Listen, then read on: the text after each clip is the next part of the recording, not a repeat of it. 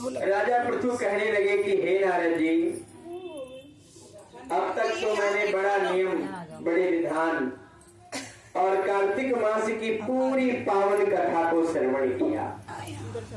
हे प्रभु, अब कृपया करके हमें ये बताइए कि इस मास का पूर्णतः व्रत करने के पश्चात उद्यापन कैसे करते हैं।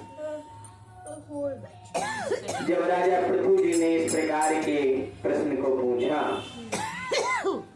तो नारद जी कहने लगे कि देखो, जब कार्तिक मास की द्वादशी तिथि आवे, एकादशी तिथि आवे, तो एकादशी तिथि में विष्णु भगवान उठते हैं। चतुर्थ मास के बाद जब विष्णु भगवान उठते हैं तो उठने के बाद में विष्णु भगवान का तुलसी से विवाह करना चाहिए। जैसे विवाह में आप लोगों ने सम्मिलित होकर के बड़ी धूमधाम से किया, उसके बाद में विवाह, तुलसी विवाह में सम्मिलित होने के बाद गंगा स्नान जरूर करना चाहिए। जैसे कन्यादान करने के बाद गंगा स्नान का विधान बताया गया है, वैसे तुलसी विवाह में आप चाहे जरा सा भी शामिल हुए, चाहे 1 रुपये से भी शामिल हुए, तो भी आपने 1 रुपया कन्यादान के रूप में किया ही किया। ऐसे नहीं 1 माला दे दो, 1 माला दे दो, फिर अरे फुलो दे दो, बैठे पैसा दे दे ममता। बोल गोविंद भगवान की जय, लक्ष्मी नारायण भगवान की। बस हो गया, माला तो दे दी, फूल दे। और इस प्रकार से गोविंद भगवान कहते हैं कि हे ऋषियों, मनीष को पैसे कटवा रही हो, मेरे भी कटवा देना। 10 रुपए लिए तो माला ली थी। बोल लक्ष्मी नारायण भगवान की जय। श्री कृष्ण गोविंद हरे मुरारी, हे नाथ नारायण वासुदेवा। श्री कृष्ण गोविंद हरे मुरारी, हे नाथ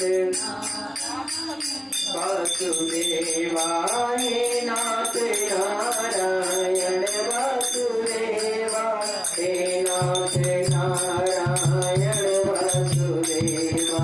श्री कृष्ण गोविंद हरे मुरारी, हे नाथ। बोल वासुदेव भगवान की। कहने लगे गंगा जी स्नान करने के उपरांत में मनुष्यों को चाहिए कि कार्तिक मास के उद्यापन में श्री सुखदेव भगवान कहते हैं, हे नारद जी, जब शुक्ल पक्ष, कार्तिक मास के शुक्ल पक्ष की चतुर्दशी तिथि आवे, चतुर्थी तिथि जो आज है, अभी लग जाएगी 9 बजे से, इसलिए व्रत आज पूर्णता नहीं माना जाएगा, व्रत कल करना है आप लोग करते हैं, क्योंकि उदया तिथि को नहीं पकड़ पा रही है चतुर्दशी, इसीलिए व्रत कल किया जाएगा, पर मैं माइक में नहीं कहूंगा। बोल गोविंद भगवान की। ऐसी परिस्थिति में जब चतुर्दशी तिथि आवे तो मनुष्यों को अपने घर की पूरी साफ सफाई करके गोबर का मंडप बना करके बढ़िया सुंदर तरह से, जहाँ जरा सा भी गोबर पूजा में सम्मिलित हो जाता है, इतना भी समझ लो कि पूरे जगह को पवित्र कर देता है, पूरी जगह को पवित्र कर देता है। मिट्टी के 4 द्वारपाल बनावे, जिनका नाम रखे पूर्णशील, सुशील, जय और विजय। ये भगवान के 4 द्वारपाल हैं। लक्ष्मी नारायण भगवान का कलश बनावे, पंचरत्न वाला कलश बना करके रखे। लक्ष्मी नारायण भगवान की सोने की मूर्ति बनवावे, जैसा जिनका हिसाब किताब हो। नवग्रह आदि देवताओं की स्थापना करें। स्वस्ति वाचन से गणेश भगवान की पूजन करें। षोडशोपचार पूजन श्रद्धा पूर्वक करके और सुंदर रेशमी वस्त्र पहनावे ठाकुर जी को, और ब्राह्मण को पत्नी सहित यथाशक्ति भोजन करवा करके दान दक्षिणा आभूषण दे करके और विदा कर। नारद जी कहने लगे कि प्रभु, इतना समर्थवान कोई ना हो तो, भैया मान लो कि इतना समर्थवान कोई नहीं है जो ऐसा नहीं कर सकता, तो क्या उसका पूर्णतः व्रत उद्यापन माना जाएगा या नहीं माना जाएगा? जब इतना सुंदर प्रश्न किया सूत जी ने, तो कहने लगे कि यदि आप इतनी सारी सामग्री नहीं कर सकते तो आप किसी एक ब्राह्मण को भोजन करवा दो, उसी को आप दान दक्षिणा दे करके विदा कर दो। यदि आपको ब्राह्मण भी नहीं मिल पा रहा है तो आप गौ माता की पूजा करके परिक्रमा कर लो, वो भी आपका उद्यापन। यदि गौ भी नहीं मिल पा रही है तो आप पीपल के वृक्ष की परिक्रमा करके और उसी में सारी सामग्री जो भी तुमसे बने चढ़ा करके प्रणाम कर लो, वो भी। यदि पीपल का वृक्ष भी ना मिले तो आप बट के वृक्ष का पूजन करके, और बट वृक्ष माता भगवती के साथ में यदि हो, माँ भगवती नीम के पेड़ को कहा गया है, यदि माँ भगवती के पास हो या बगल में हो या उसी में हो तो सबसे उसी में हो तो बड़ी सौभाग्य की बात है। बाजू में भी हो तो भी परिक्रमा करके और चढ़ा करके आपका उद्यापन उतना, जितना वो सोना चांदी करके दान पुण्य मिल रहा, उतना ही अगर तुम भाव से वृक्ष की भी पूजन करोगे तो भी आपको उतना ही फल प्राप्त होगा। यहाँ भी प्रश्न कर दिया नारद जी ने, हे प्रभु वृक्ष तो सारे भगवान के बनाए हैं, तो पीपल बरगद भी क्यों पूजा जाता है, इसका क्या कारण है? कहने लगे कि हे बाबा, पीपल के वृक्ष में स्वयं विष्णु भगवान का वास होता है और बरगद के पेड़ पे स्वयं भगवान शिव का वास होता है। और परास के, यदि परास आप लोग जानते हो, परास अक्सर नदियों के तट पे तराइयों क्षेत्र में पाया जाता है। जो छठी का व्रत रखा जाता है उसमें परास के पत्ते की बड़ी आवश्यकता पड़ती है, पूर्वी साइड की तर्कीय प्रथा है। तो परास के पेड़ में स्वयं ब्रह्मा जी का वास होता है। ऐसी परिस्थिति में कहने लगे कि प्रभु तो ये ब्रह्मा विष्णु और महेश ये तीनों वृक्ष बने कैसे, क्यों बने वृक्ष, शौक से बन गए? तब कहने लगे कि हे प्रभु, एक बार भोले बाबा माता भगवती के साथ में एकांत में विराजमान थे, बिल्कुल एकांत में विराजमान थे। सभी देवताओं ने सलाह लिया, आपस में परामर्श किया कि इनके एकांत को भंग किया जाए। अग्नि देवता को दूत बना करके भेज दिया, भोले बाबा को जाकर के प्रणाम किया। अब माता पार्वती जी गुस्सा हो गई, माँ भगवती गुस्सा हो गई इस बात पे कि जब हम यहाँ पे एकांत में थे तो आपको आने की आवश्यकता।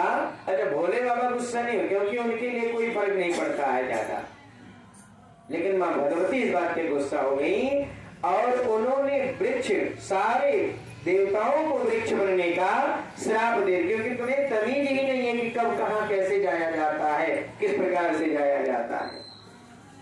क्योंकि सारे देवताओं के जो नायक हैं वो ब्रह्मा विष्णु महेश ही हैं।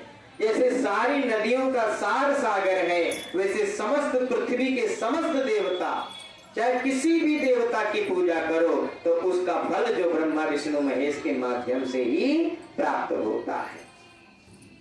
तो इन्होंने सारा जो श्राप था तीनों ने अपने ऊपर ले लिया। तो जब तीनों ने अपने ऊपर ले लिया तो विष्णु भगवान गया में जाकर के पीपल का वृक्ष बन गए।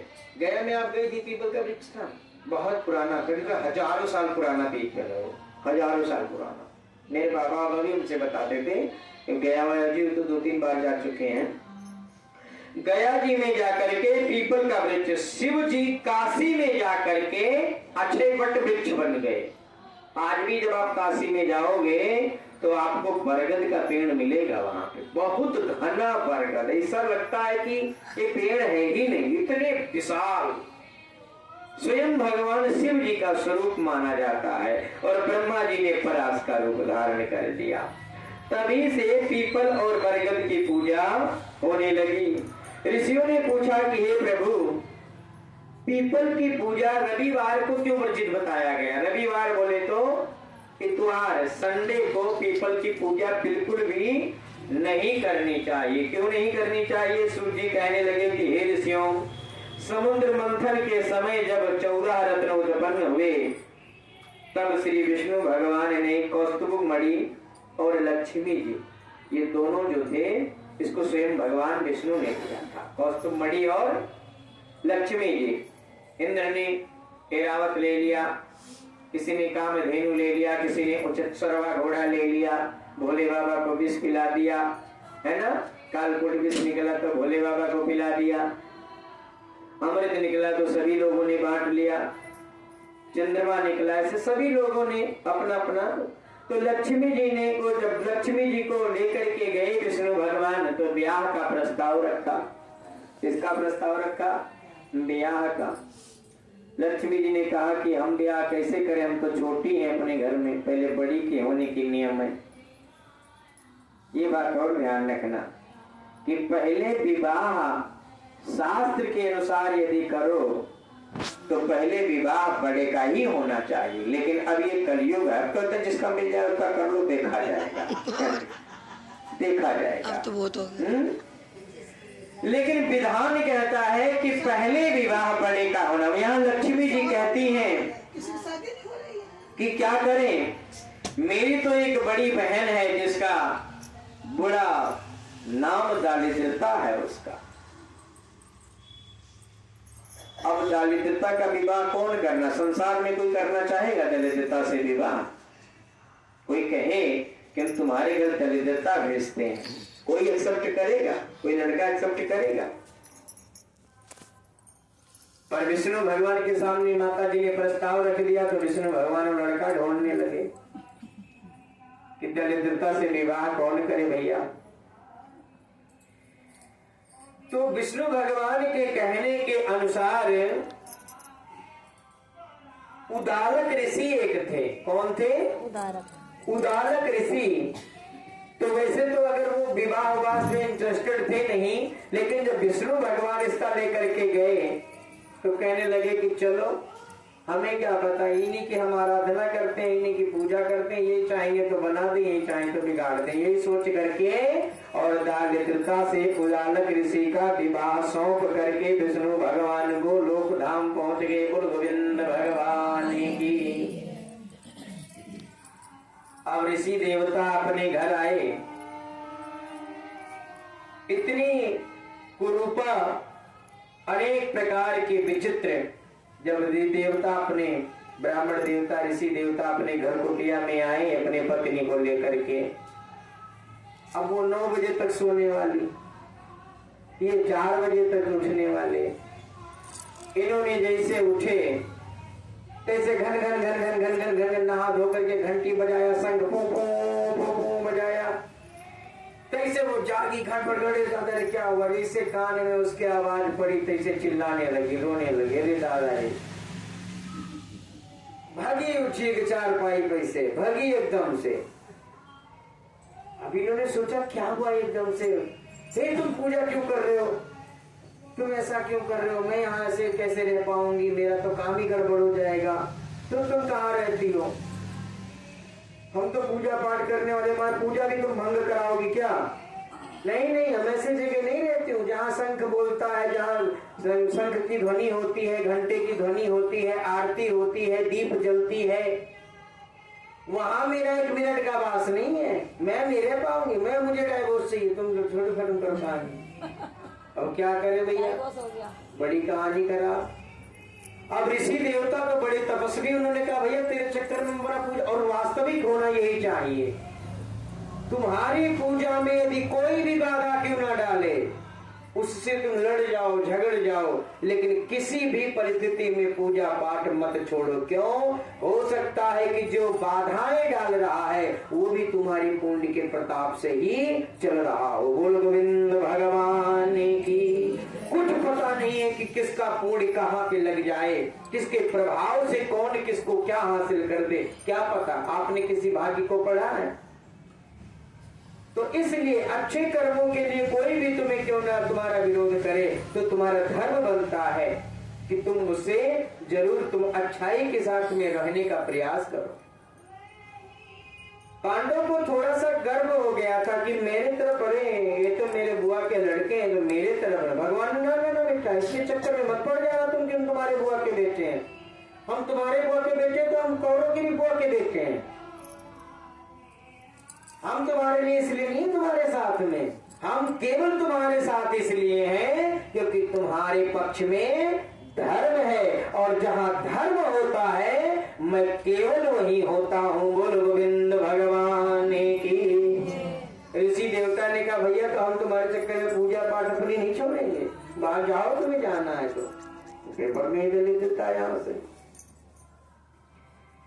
अब उधर विष्णु भगवान क्षीर सागर में माता लक्ष्मी जी के साथ में बैठे हुए थे। जैसे रात हुआ तैसे ये रोने लगी, अरे हम कहाँ जाएं। लक्ष्मी जी तक आवाज पहुंची, बड़ी परेशान, मेरी बहन दुखी है। वास्तविक रूप से बहन दुखी हो और दुख में यदि बहन या भाई साथ ना खड़ा हो तो फिर वो भाई और बहन होते नहीं, वो केवल फॉर्मेलिटीज होते हैं।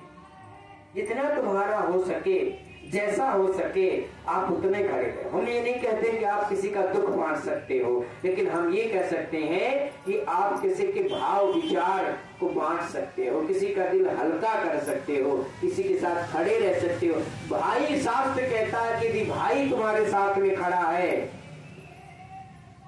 तो समझ लेना कि तुम्हारे दोनों हाथ मजबूत हैं, तुम्हारे दोनों कंधे मजबूत हैं। जिसका भाई जिसका साथ छोड़ दिया, विभीषण ने जो रावण का साथ छोड़ दिया तो रावण पाताल लोक में चला गया, विनाश हो गया, पूरे खानदान का सर्वनाश हो गया। और जब तक विभीषण ने उस भाई का साथ, रावण की भी हिम्मत नहीं थी कि जाकर के रावण का कुछ, लिखा है कि जब ही विभीषण कुछ त्यागा आयुहीन भये सब तमहीन। ये चौपाई मुझे पूरी नहीं कंफर्म है। आयुहीन भये जब ही विभीषण लंका त्यागा आयुहीन भये सभी, कुछ ऐसे है। तुलसीदास जी ने हिंट दे दिया कि जब विभीषण जी लंका को त्याग, यानी रावण ने लात मार करके निकाला, तो तुलसीदास जी ने पीछे संकेत कर दिया कि आयुहीन भये सब तमहीन। सब आयुहीन हो गए, सब खत्म, समझो सबकी उम्र खत्म हो गई। क्यों? कि जिसके बल पे, जिस धर्मात्मा के बल पे लंका टिकी थी, लंका वासी टिके थे, वो तो धर्मात्मा जा रहा है। और जैसे विभीषण राम के दरबार में गए, यहाँ भाई ने साथ छोड़ा, वहां कहानी ही पूरी खराब हो गई। इसलिए भाई हो या बहन हो, मेरी नजर में तो दोनों अच्छे होते हैं। साथ यदि आप खड़े हो तो बाहरी कोई तुम्हारा कुछ नहीं कर सकता। और यदि यही तुम्हारा कंधा ही तुम्हारा साथ नहीं देता है तो तुम क्या भार उठा पाओगे। ये समझो कि तुम्हारे दोनों कंधे हैं, वो भुजाएं हैं, वो चाहे जितना बैर हो जावे, लेकिन फिर भी उनके लिए हृदय में जगह होना बहुत जरूरी होता। बोलो गोविंद भगवान की। ऐसी परिस्थिति में लक्ष्मी जी ने कहा कि हमारी बहन को बड़ा दुख है। जब बहन दुखी है तो हम सुखी कैसे हो सकते हैं। विष्णु भगवान ने कहा चलो कोई और समाधान करते हैं। लेकर के विष्णु भगवान ने फिर वही ढूंढना, कोई समझे ही नहीं, कौन, हम नहीं करेंगे यार, मैं वैसे लड़की से शादी कौन करेगा। नाम दलितता, पसंद चोरी जुआरी, मांस भक्षण, दारू शराब, ये सब पसंद है। कौन ऐसा लड़की लेना चाहेगा? ऐसा कोई नहीं लेना चाहेगा। आज का भी लड़का तो मजबूरी में अपने बिटिया की शादी चाहे बेशक शराबी से कर दो, मजबूरी हो तो, लेकिन आज भी तुम सबसे पहले यही ढूंढते हो कि लड़का कम कमाएगा तो चलेगा, पर दारू शराब गुटखा पानी तो नहीं करता। अब ये बात समझो कि अगर वो 30 के जगह 20,000 कमा रहा है तो 10,000 की दारू तो नहीं पी रहा मान लो, और 30,000 कमाता तो 10,000 का दारू सिगरेट गुटखा पानी जुआ खेल लेता, तो 30,000 कमाने का मतलब क्या हुआ। अब आज जैसे के खेल रहा है, परसों 50 का भी खेल सकता है। इसलिए प्रयत्न करो कि कब हो, पर जो भी हो वो अच्छा हो। इस प्रकार के श्री सुखदेव भगवान ने कहा कि अब तो इसको कोई एक्सेप्ट करेगा नहीं, दलितता से कोई शादी करेगा नहीं। तो विष्णु भगवान ने कहा जिसका कोई नहीं उसका मैं हूं। यदि आप मानो तो आप मेरे से विवाह कर लो, पर मैं अपने पास नहीं रखूंगा। क्यों? क्योंकि दोनों चीजें एक साथ रह ही नहीं सकती। दिन और रात एक साथ नहीं हो सकता, दुख और सुख एक साथ नहीं हो सकता। समझ गए ना? उसी प्रकार से लक्ष्मी और दारिद्रता दोनों एक साथ नहीं हो सकता। अब लक्ष्मी पहले से मेरे पास है तो दारिद्रता तो मेरे पास रह ही नहीं सकती, और दारिद्रता यदि आपके पास है तो लक्ष्मी आपके पास नहीं जा सकती। भगवान ने कहा अपने पास तो नहीं, लेकिन मेरा स्वरूप पीपल का वृक्ष माना जाता है। मैं साप्ताहिक में आपको, जैसे वो कल संजय कह रहा था कि मैं से कभी कभी टाइम देता हूं, सोचो, तो मैं आपको साप्ताहिक में एक दिन जरूर दूंगा। और सप्ताह में कौन सा दिन दूंगा? संडे का, अर्थात रविवार का दिन मैं दूंगा। जो भी जाने अनजाने में आपकी पूजा करेंगे उस पूजा का पूर्णतः फल दारिद्रता को जाएगा। जल चढ़ाओगे तो दारिद्रता पिएंगी, चीनी उच्छत पुष्प पदार्थ जो भी चढ़ाओगे वो भी दारिद्रता, इसी से दारिद्रता का जीविका चल रहा है। क्यों? इसीलिए सबको मना किया जाता है कि भैया संडे को जल नहीं चढ़ाना है। कोई भी दारिद्रता अपने जीवन में नहीं चाहता है। इस प्रकार से भगवान के अनेक प्रकार के वार्तालाप से भगवान कहने लगे कि जब पूर्णतः इस प्रकार से 14 का सारा विधान बताया, उसके बाद में पूर्णिमा में इसका उद्यापन बताया गया कि पूर्णिमा में जो 1 महीने तक हम कथा को श्रवण करते हैं उसका फल श्रीयोदान से होता है। श्रीयोदान उसे कहा जाता है कि हम अपने इच्छा अनुसार, ध्यान देना कि कल जो कुछ भी कोई करेगा वो अपनी इच्छा अनुसार करेगा, और मुठा बंद करके करे तो सबसे अच्छी बात है, क्योंकि मुठा खोल करके दान भी करना शास्त्रों में वर्जित बताया गया। और मुठा बंद होगा तो पता नहीं रहेगा कि 1 रुपया दान हो रहा है या 1000 रुपया दान हो रहा है। भाव है मेरा उद्यापन के तौर पे, जिनसे जो हो पड़े, जैसा हो पड़े, जितना हो पड़े, वो अपने श्रद्धा से अपने पॉकेट के हिसाब से उद्यापन करो। विष्णु भगवान की कथा को श्रवण करो। प्रसाद कल पंचामृत का और चनो, क्या बोलते हैं उसको, कसार, पंजीरी का प्रसाद सब लोग बना करके थोड़ा थोड़ा लेकर के आना। कल उसी का भोग लगेगा विष्णु भगवान का, उसी का प्रसाद बटेगा। और प्रसाद बटने के बाद में जिनसे जो हो पड़े उद्यापन के तौर पर कल उद्यापन भी होगा। जो हो पड़े श्रद्धा अनुसार उद्यापन करेंगे। बस मन में ये भावना किसी के आवे कि हम इतना ही कर रहे हैं, नहीं, हम जितना कर रहे हैं ठाकुर जी की कृपा से कर रहे हैं और बहुत अच्छा कर रहे हैं। ठाकुर जी हमें उस लायक और बनाए कि हम और बेहतर प्रयास करें, है ना। पर ये हीनता मन में ला करके दान करोगे, तुम्हारा दान नहीं लगेगा। जिसके मन में ये आ गया ना, अरे ऐसा ना हो गया हम तो सबसे कम, नहीं बेटा, ऐसा कुछ होता ही नहीं। दान होता, दान भाव से होता है, दान भक्ति से होता है, दान विवेक से होता है। दान दक्षिणा से नहीं होता। दक्षिणा तो कितनी भी दे दो आप, और ना तो दक्षिणा से कोई संतुष्ट होता है। इसीलिए सभी लोग नियमानुसार समय पर ध्यान देते हुए कल पूर्णिमा की कथा अर्थात सत्यनारायण भगवान की कथा भी की जाएगी। बोल श्री हरि नारायण भगवान की